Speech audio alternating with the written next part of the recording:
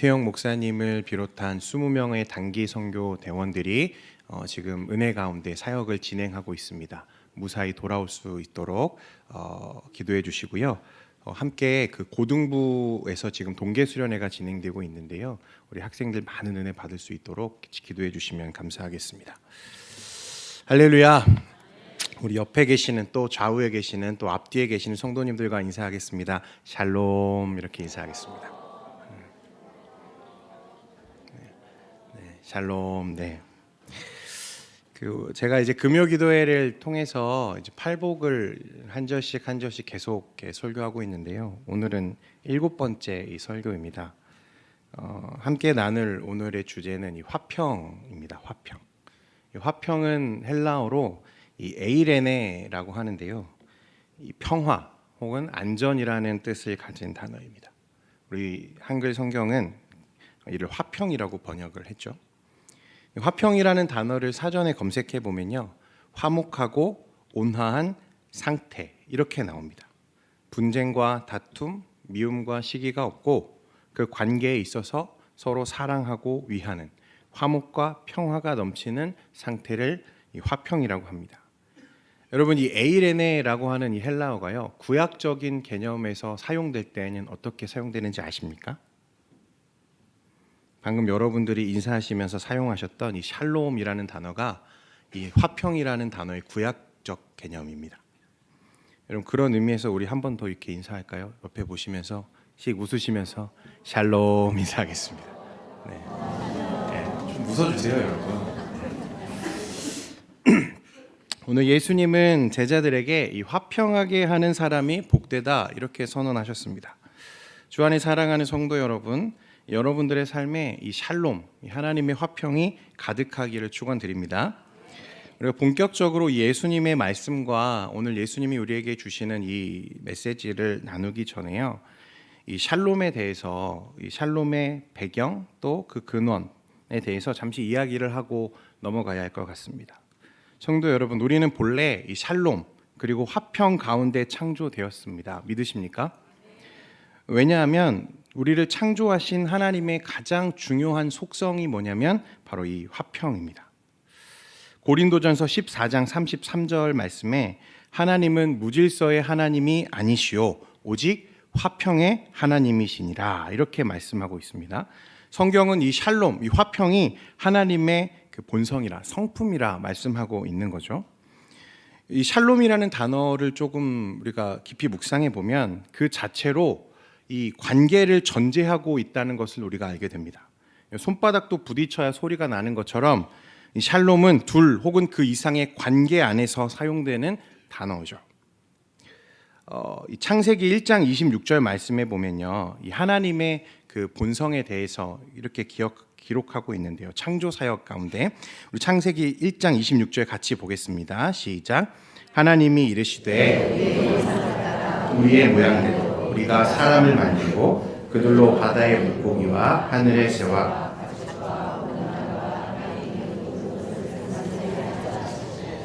말씀에 보면 삼중적으로 계시되어 있는 단어가 한 가지 있습니다. 무엇입니까? 우리라는 단어입니다. 하나님이 이르시되 우리의 형상을 따라 우리의 모양대로 우리가 사람을 만들고. 하나님은 유일하신 하나님이십니다. 그러나 그 유일함 안에는 삼위로 계시는 하나님이십니다. 그렇죠? 우리라고 하는 이 단어는요, 그 자체로 함께하다, 더불어하다, 같이하다 이 같은 관계를 나타내는 의미를 포함하고 있는 단어인데요. 다시 말해서 하나님의 본성 안에는 바로 우리, 함께라고 하는 개념이 이미 포함되어 있다는 거예요. 그리고 그 우리라고 하는 이 관계적인 개념 속에서 계시된 하나님의 성품이 무엇이냐? 바로 샬롬이다. 이해가 되십니까, 여러분? 어려운가요? 하나님이 이 천지를 창조하시기 전에 모든 만물이 태동하기 이전부터 시면에 홀로 계신 그 때에도 이 하나님의 본성 안에는 이미 우리라고 하는 개념이 있었다는 거예요. 그리고 그 우리 안에는 이 화평, 이 샬롬이라고 하는 이 아주 중요한 하나님의 성품이 내재되어 있었다는 것입니다. 이제 이해가 되시죠, 여러분? 여러분, 이 샬롬이요, 하나님께서 천지를 창조하신 가장 중요한 동기가 되었어요. 어쩌면 이것으로부터 하나님의 창조 사역이 시작되었는지도 모르겠습니다. 이미 본성의 샬롬과 화평, 그리고 이 관계성을 가지고 계시는 이 하나님께서요, 천지와 만물, 그리고 사람을 지으시기로 작정하신 이유와 목적이 바로 하나님의 이 관계, 우리라고 하는 개념 안에서 시작됐다는 거죠. 하나님께서는 우리와 샬롬으로 함께 하시기 위해서, 관계하시기 위해서 이 세상을 창조하셨는지도 모릅니다. 얼마나 하나님이 우리와 함께 하시기를 원하시고 또 그것을 기뻐하시는지 하나님의 창조 사역에 잘 드러나 있는데요. 몇 가지만 이야기를 해보려고 합니다. 에덴 동산을 하나님이 만드셨어요. 그리고 그곳의 관리자로 누구를 두셨습니까? 아담을 창조하셨습니다. 아담을 창조해놓고 하나님이 멀찍이 떨어져서 신경 쓰지 않으시고 너는 너 마음대로 해 이렇게 하고 단절하셨습니까? 아니죠. 동시 동물들을 아담에게 쫙 보내시면서 그가 어떻게 하는지 하나님이 유심히 그를 관찰하십니다. 그리고 아담이 행하는 일거수일투족을 보시면서 그것을 기뻐하시죠. 하나님이 아담과 함께 하셨다는 거예요. 이것만 봐도 하나님이 그 백성과 그 창조하신 이 사람과 얼마나 함께하고 싶어 하시는 분인지를 우리가 보게 되는데요. 여기서 끝이 아니라요. 그런데 그곳에서 이제 혼자 거하고 있는 이 아담을 보니까 하나님의 마음에 이상한 생각이 드셨어요. 창세기 2장 18절인데요. 같이 한 목소리로 읽어보겠습니다. 시작. 여호와 하나님이 이르시되 사람이 혼자 사는 것이 좋지 아니하니 내가 그를 위하여 돕는 배필을 지으리라 하시니라. 하나님은 에덴 동산에 혼자 지내는 이 아담을 보시면서 혼자 사는 것이 좋지 않으니 그를 위하여 내가 돕는 배필을 지어야겠다 이렇게 생각하셨어요. 그리고 아담의 갈빗대를 이 아담이 자는 동안에 취하셔서 여자 하와를 창조하시죠. 그 순간에 하나님은 인류 최초의 이 공동체를 형성케 하신 거예요. 그런데 여러분 유심히 봐야 하는 것은요, 이것이 아담의 요청에 의한 것이 아니었다는 것입니다.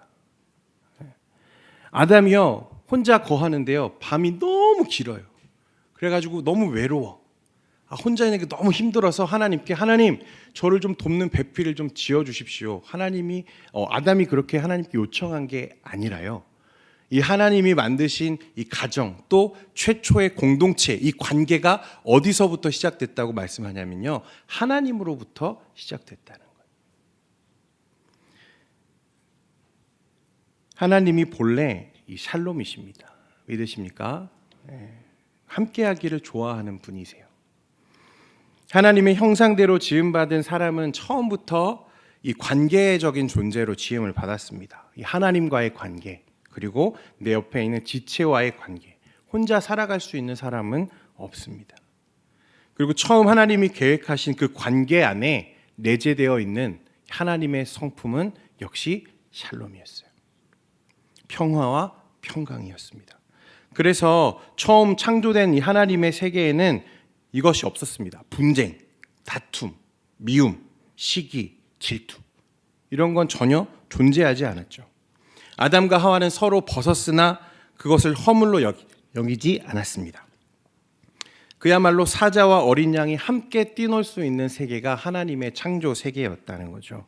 그런데 이 하나님의 창조 세계가 인류의 범죄로 인해서 심각하게 훼손되면서 여러분 이 샬롬, 하나님과의 관계 또 사람과 사람 사이의 관계가 전부 깨어졌습니다. 아담과 하와가 하나님을 반역하여 죄를 지었을 때 이 아름다운 관계가 깨어졌다는 거예요. 여러분 이 일이 있은 후에 말씀에 보면 아담과 하와는 서로 벗은 몸을 보고 그제서야 어떻게 생각하게 되었어요? 부끄러움을 느끼기 시작했어요. 그렇죠? 그리고 자신의 치부를 가리기 위해 어떻게 했습니까? 나뭇잎으로 옷을 만들어서 입기 시작했어요. 사람과 사람 사이에 이미 단절이 생기기 시작한 거죠. 그리고 또 말씀에 보면 그들이 두려워서 하나님의 낯을 피하기 위해 어떻게 했죠? 숨기 시작했어요. 하나님과의 관계도 이미 단절되기 시작했다는 거예요. 하나님이 물으셨습니다. 아담아, 아담아, 너는 어째서 내 명령을 어겼느냐? 물으셨을 때 아담이 어떻게 했습니까? 하나님이 나에게 주신 저 여인이 그 선악과를 내게 주어서 내가 먹었습니다. 서로를 탓하고 비난하고 다투기 시작했다는 거예요. 이후의 역사를 쭉 살펴보십시오. 여러분, 이 인류의 역사는 끊임없는 분쟁과 전쟁의 연속이었습니다. 세상은 지금도 크고 작은 전쟁이 계속되고 있죠. 한 학자가요, 과연 이 인류 역사에 전쟁이 없었던, 참으로 평화로웠던 날이 얼마나 될까 궁금해서요, 세계사를 쭉 펼쳐놓고 계산을 해봤대요. 그런데요, 놀랍게도요, 이 전 세계에 전쟁이 일어나지 않은 날이 손꼽을 정도로 적었다는 거예요. 지금 이 순간에도 어디선가에는 내전과 전쟁 때문에 고통당하는 나라와 민족이 있습니다. 국가 간의 전쟁뿐만이 아니죠. 지역과 지역의 분쟁, 이권에 따른 소속 단체들의 분쟁, 심지어 우리 가정과 교회 공동체 안에도 여러분 심심치 않게 이런 분쟁과 다툼이 일어나는 것들을 보게 됩니다. 참 아이러니하다고 생각되는 게 뭐냐면요, 여러분, 이 세상에 누구도 이런 분쟁을 좋아하는 사람은 없습니다. 그렇죠? 전쟁을 많이 일으켜서 수많은 사람을 죽게 한 전쟁 광도요, 그 전쟁하는 이 명분을 뭐라고 제시하냐면 평화를 제시하는 사람들이 있어요. 사람들은 분명 평화를 원하고 화목하기를 바라고 우리 삶의 전쟁이 끊어지기를 원합니다. 그런데 우리의 현신들은 그 반대로 늘 이 전쟁과 분쟁 속에서 살아가요. 왜 그럴까요? 그것은 이 세상의 화평이 깨어졌기 때문에 그래요. 관계가 깨어졌기 때문에 그렇다는 거예요. 근본적인 관계, 하나님과의 관계, 그리고 우리 내면은 항상 불완전해서 늘 우리의 이성과 정욕은 늘 싸우죠. 한쪽은 죄를 향해서, 한쪽은 그것을 말리는 쪽으로 계속해서 싸웁니다. 뿐만 아니라 사람과 사람 사이에 여러분 끊이지 않는 분쟁과 갈등들이 계속되고 있어요. 화평이 깨졌기 때문입니다. 그런데 여러분, 이 깨어진 관계 안에서 이 샬롬을 회복하시기 위해 이 땅에 오신 분이 계세요. 누구십니까? 예수님이십니다. 골로새서 1장 20절 말씀 우리 같이 한번 읽어보겠습니다. 시작. 그의 십자가의 피로 화평을 이루사 땅에 있는 것들이나 하늘에 있는 것들이 그로 말미암아 자기와 화목하게 되기를 기뻐하십니다. 성경은요, 우리가 예수 그리스도를 영접하기 전에는 하나님과 원수되었다 말씀합니다. 골로새서 1장 21절 말씀에 전에 악한 행실로 멀리 떠나 마음으로 원수가 되었던 너희를, 원수라고 말하는데요. 우리가 아무에게나 원수라고 말하지 않죠, 여러분. 한 하늘 아래 살 수 없는, 그죠? 같은 하늘을 지고는 도무지 참을 수 없는 이 단절되고 깨어진 관계를 향해서 우리가 원수라고 표현하는데요. 우리는 하나님과 조금 멀어진 게 아니라 우리는 하나님의 뜻을 적극적으로 반역하는 원수였다는 거예요. 그런데 하나님과 이 원수되었던 우리를 돌이켜 화목하게 하시려고 이 땅에 예수님이 오셨어요. 그리고 우리의 모든 죄를 대신 지시고 십자가에 죽어주심으로 이 단절되었던 이 하나님과의 관계, 이 모든 관계를 회복하셨습니다. 여러분, 근데 상식적으로 이해가 안 되는 게 있어요. 자기 손으로 창조한 피조물을 위해 자기 생명을 내어주신 조물주 뿐만 아니죠, 피조물임에도 불구하고 감히 창조주를 적극적으로 반역하고 거스르는 이 패역한 피조물을 위해서 하나님이신 예수님께서 십자가에 죽어주셨다는 거예요. 어떻게 이런 일이 가능할까요? 듣기 좋으라고 하는 이야기가 아닙니다. 예수님은 왜 자기 생명을 십자가에서 내어주셔야 했을까요? 왜 죄 없는 예수님이 원수되었던 우리를 위해 화목 제물이 되셔야만 했을까요? 앞에서 저희가 이야기했던 것처럼요, 하나님의 모든 창조 사역이 이 하나님의 본성, 이 샬롬과 그에서 비롯된 것처럼 이 하나님의 구원 또한 어디에서 시작되었냐면 이 하나님의 샬롬이라고 하는 성품에서 시작되었습니다. 하나님이 샬롬의 하나님이셔서요, 하나님이 화평과 평강의 하나님이시기 때문에 이 깨어진 관계를 두고 보지 않으시고 능히 이 모든 세상을 무로 돌리시고 취소하시고 없이 하실 수 있음에도 불구하고 우리를 포기하지 않으셨다는 거예요. 결국 이것 때문에 하나님이신 예수님께서 이 세상에 인간의 몸을 입고 내려오시는 정말 말도 안 되는 일이 현실로 일어나게 된 거예요. 여러분, 하나님이 화평의 하나님이신 것이 얼마나 다행입니까? 하나님이 평강의 하나님이신 것이 얼마나 우리에게 다행입니까? 예수님은 이 땅에 참된 평화를 주시려고 이 땅에 오신 그야말로 화평하게 하신 주님이십니다. 믿으십니까? 본문으로 다시 돌아와서요. 예수님이 말씀하시기를 화평한 자는 복이 있다라고 말씀하지 않으시고 뭐라고 하셨습니까? 화평하게 하는 자가 복이 있다 말씀하셨습니다. 이 두 문장의 차이가 뭔지 아시겠습니까? 이 본문의 원어를 살펴보면요, 이 화평, 이 샬롬을 뜻하는 에이레네라는 단어와요, 만들다 혹은 행하다라는 뜻이 있는 포이에오라는 단어가 합쳐져서요, 이 에이레노 포이오이라는 단어가 사용되었습니다. 이게 무슨 뜻이냐면요, 화평하게 한다, 곧 평화를 만들기 위해 노력하는 사람들이라는 뜻입니다. 이건 매우 적극적인 노력과 행동을 포함하고 있는 말이죠. 주의 은혜로 하나님과 또 세상과 화평을 이루고 그 샬롬을 회복한 사람들, 그 사람은 화평한 사람입니다. 그러나 예수님은 거기서 머물지 않고 이에 세상에 나아가 하나님과 세상 사이에 서서 이 관계를 화평으로 만들어가는 자, 그 곧 샬롬을 회복시켜 나가는 사람, 그 사람이 복되다 예수님은 말씀하고 계시는 거죠. 이 화평하게 한다는 의미를 잘 보여주는 예가 이 성경에 있습니다. 마태복음 10장에 가보면요, 이 제자들의 명단이 쭉 기록되는데요, 그 중에 우리를 조금 의아하게 만드는 두 인물이 있습니다. 누구냐면 세리 마태와 가나나인 시몬입니다. 예수님이 그들을 제자로 부르시기 전에 마태의 직업이 무엇입니까? 세리였습니다. 그리고 가나나인 시몬의 전직은 무엇입니까? 열심당원이었습니다. 여러분, 열심당원이 뭔지 아시죠? 예수님 당시 이 팔레스틴 지역은 로마 제국의 지배를 당하고 있었어요. 로마 제국은 이 속국들을 철저하게 군사력으로 힘으로 통제하고 통치하고 있었습니다. 이런 이 로마 제국의 침략과 무력에 맞서 싸우고 이를 통해서 자유를 쟁취하고자 봉기하여 일어난 이 혁명가들이 바로 열심당원입니다. 그들은 분파를 만들어서 조직적으로 이 로마 군대와 대항했습니다. 물론 이 실패로 끝났죠. 그러나 우리나라로 치면 이 독립투사들과 같은 사람들이 바로 이 열심당원들입니다. 모든 사람이 로마의 통치에 반대했던 것은 아닙니다. 이 대표적인 사람들이 이 세리들인데요, 그들은 로마가 정한 세금보다 2배, 3배 높은 세금을 이스라엘 사람들, 동족들로부터 거두어 들였습니다. 지금으로 따지면 뭐 세무원 같은 건가요?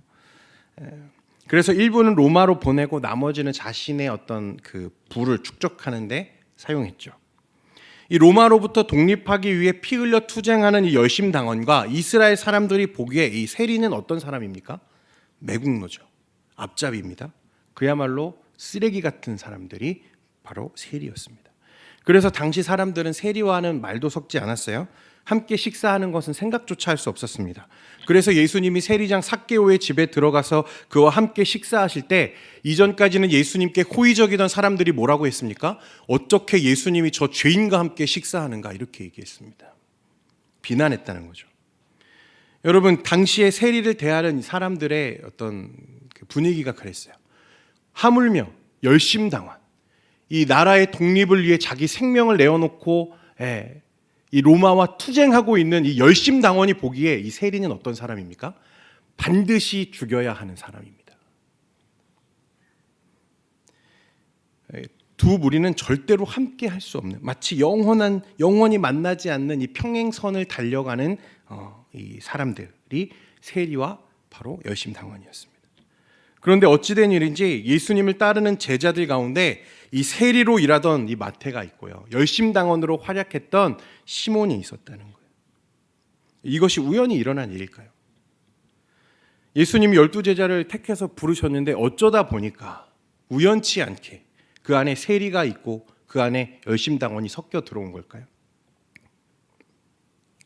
한 사람은 자유, 독립을 위해서라면 불길이라도 마다하지 않는 사람이고, 한 사람은 돈을 위해서라면 같은 민족의 고혈을 눈 하나 깜짝하지 않고 뽑아내는 이 두 사람, 그 두 사람이 어디에서 하나 되었습니까?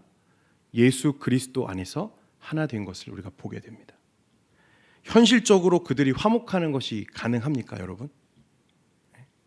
불가능하죠. 그런데 그 불가능한 일이 어디에서 일어나냐면 주님 안에서 일어났다는 거예요. 여러분, 이 세상에 분쟁과 다툼이 끊어지지 않고 일어나는 것은요, 근본적인 이 샬롬과 관계가 깨어졌기 때문에 그렇습니다. 그리고 그것을 회복하고 참된 샬롬과 만족과 기쁨을 주실 수 있는 분은 오직 우리 주 예수 그리스도밖에 없음을 믿으시기 바랍니다. 세상은 이 하나님의 샬롬, 하나님의 샬롬을 가장한 가짜 샬롬들이 판을 칩니다. 하나님과 단절되어서 그것을 기대할 수 없는 사람들은 하나님 밖에서 그것들을 찾으려고 하죠. 돈이 주는 만족감이 있습니다. 여러분, 돈 없던 사람이요, 큰 돈을 벌면 그 안에 주는 얼마나 큰 기쁨이 있습니까? 건강하지 않던 사람이 건강을 회복하게 되면 그 안에 얼마나 큰 자신감이 생기겠습니까? 그것들도 우리에게 샬롬이 됩니다. 평안함이 됩니다. 만족이 되죠. 여러분, 그러나 주님께서 말씀하시기를 내가 너희에게 주는 평안은 그와 같지 않다 하셨습니다. 여러분, 사실은 이 하나님 밖에서 우리가 찾고 있는 샬롬, 하나님 밖에서 찾으려고 하는 그 샬롬 때문에 우리 삶에서 일어나는 모든 분쟁이 거기서 시작된다는 것을 여러분 기억하시기를 바랍니다. 여러분, 열심당원도 세리도 사실 근본적으로 살펴보면 각자 자기가 원하는 삶, 자기가 기뻐하는 그 행복을 추구하는 삶이었어요. 우리는 상대적으로 나라를 독립시키려고 이 봉기했던 열심당원, 이 열심당원들의 노력은 세상에서 상당히 고결한 희생으로 여겨질지 모르겠습니다.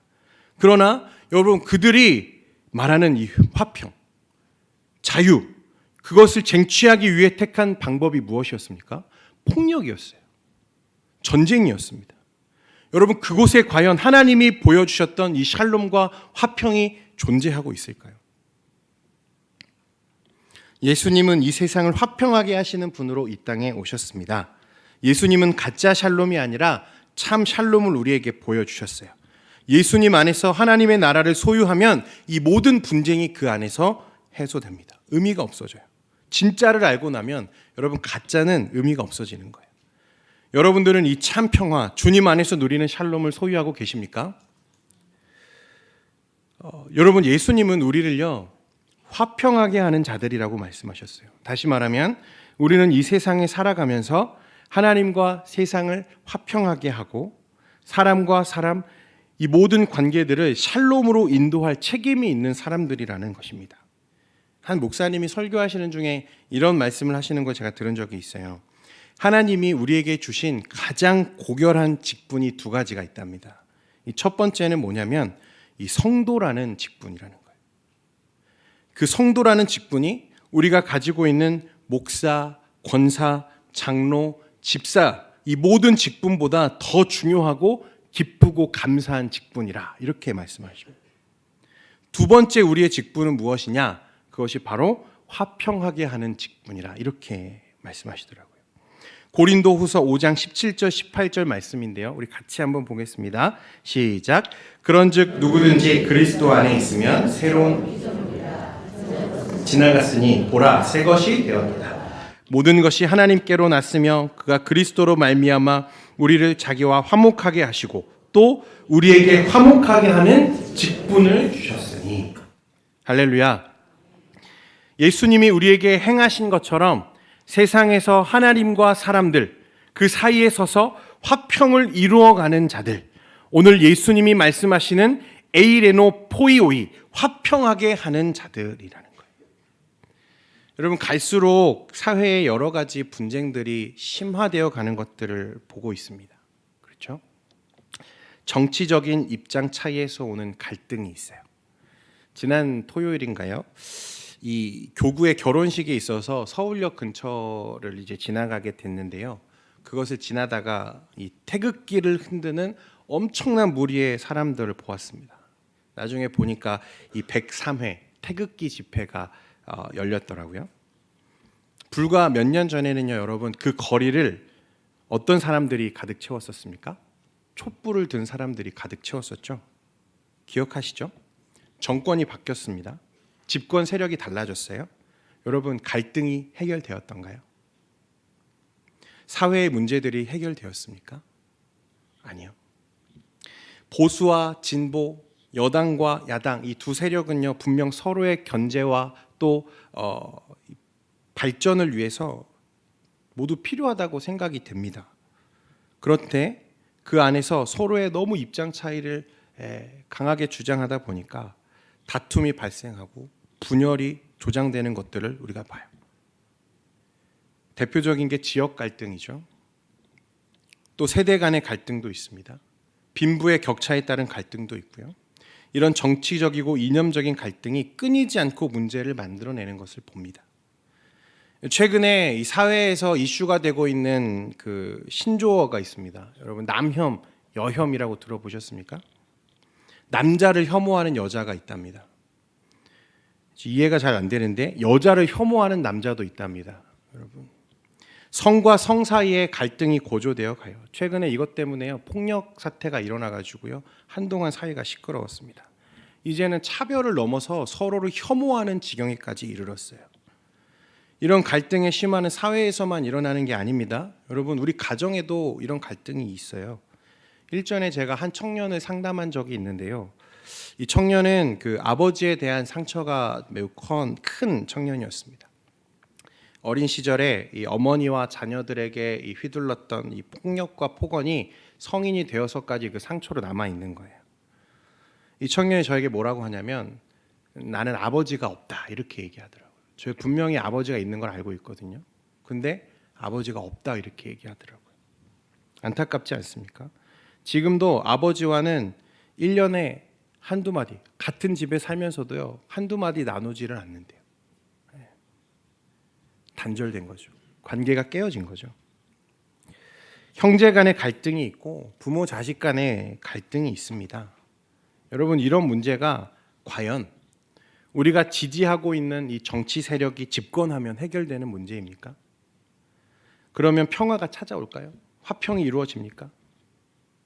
그곳에는 정답이 없습니다, 여러분. 왜 답이 없는 곳에서 우리는 항상 답을 찾고 있을까요? 이 세상의 분쟁을 종결하고 참된 샬롬을 가져오실 분은 예수 그리스도밖에 없습니다. 예수님 안에 있으면 여러분, 열심당원도 세리도 함께 화목할 수 있는 거예요. 믿으십니까? 교회가 교회답지 못해서, 성도가 성도답지 못해서 많은 비난을 받고 있지만, 그럼에도 불구하고 교회가 또 성도가 이 시대의 유일한 희망인 것은요, 그런 그리스도의 참된 샬롬을 회복하고 보여줄 수 있는 곳이 유일하게 교회뿐이기 때문에 그렇습니다.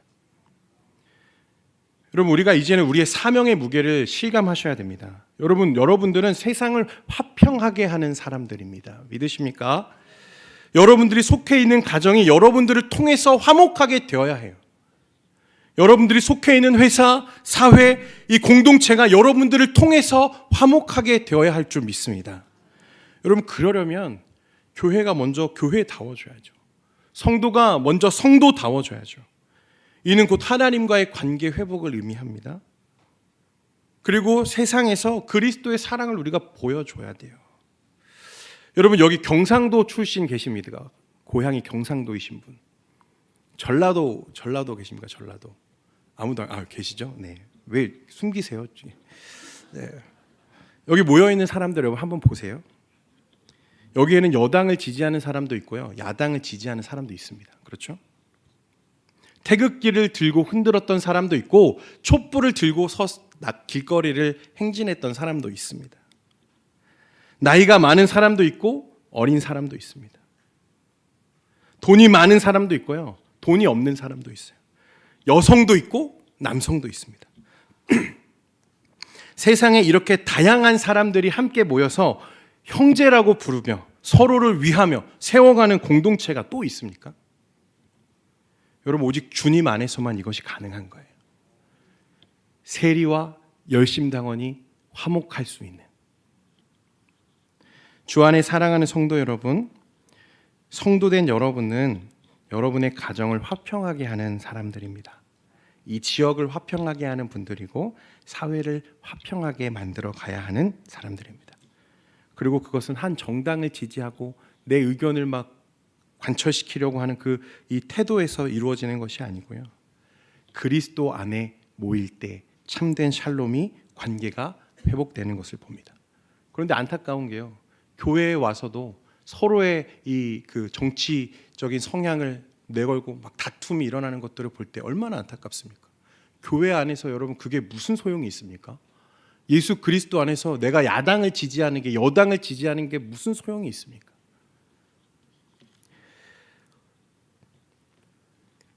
사랑하는 성도 여러분, 오늘 이 밤에 회복해야 할 이 샬롬이 혹 여러분들의 가정에 있지는 않습니까? 다툼이 있고 분쟁 가운데 있는 가정이 있습니까? 잘 오셨습니다. 혹 가정이 아니라 교회에, 내가 다니는 직장에 내가 분쟁의 한가운데 지금 서 있는 분들 있지 않습니까? 여러분, 오늘 하나님은 우리를 화평하게 하는 자들로 부르셨음을 기억하시기 바랍니다. 에이레노 포이오이, 화평하게 하는 자들이 복되다. 그들이 하나님의 아들이라 자녀라 일컬음을 받을 것이라 예수님 말씀하셨습니다. 이것을 기억하시고 어디에 있든지 성도로서 이 분쟁을 종식시키고 그리스도의 사랑 안에 화평을 이루어가는 저와 여러분 되기를 소원합니다. 기도하겠습니다. 거룩하신 하나님 아버지, 감사합니다. 오늘 이 밤에 우리가 샬롬, 하나님이 우리 가운데 회복하신 이 샬롬을 묵상했습니다. 하나님, 우리 가정에도 상처가 있고 아픔이 있고 다툼이 있습니다. 내가 속한 회사에, 사회에, 심지어 교회에 하나님 다툼이 있고 분쟁이 있습니다. 화평하게 하는 자는 복이 있다 말씀하신 예수님의 말씀을 따라 예수님이 이 땅에서 그리하셨던 것처럼 우리도 그곳에서 주님 안에 또 이 세상과 하나님을 화평하게 만들어가는 참 샬롬을 회복시켜가는 우리 모든 성도들이 될 수 있도록 은혜 베풀어 주시옵소서. 하나님, 이 시간에 기도하며 나아갈 때에 우리 가정의 문제들, 우리가 속해 있는 이 공동체의 문제를 가지고 기도할 텐데 하나님, 참으로 화목하게 하시는 하나님의 은혜를 경험하도록 인도하여 주옵소서. 예수님의 이름으로 기도합니다. 아멘. 우리 찬양하면서 계속해서 기도하며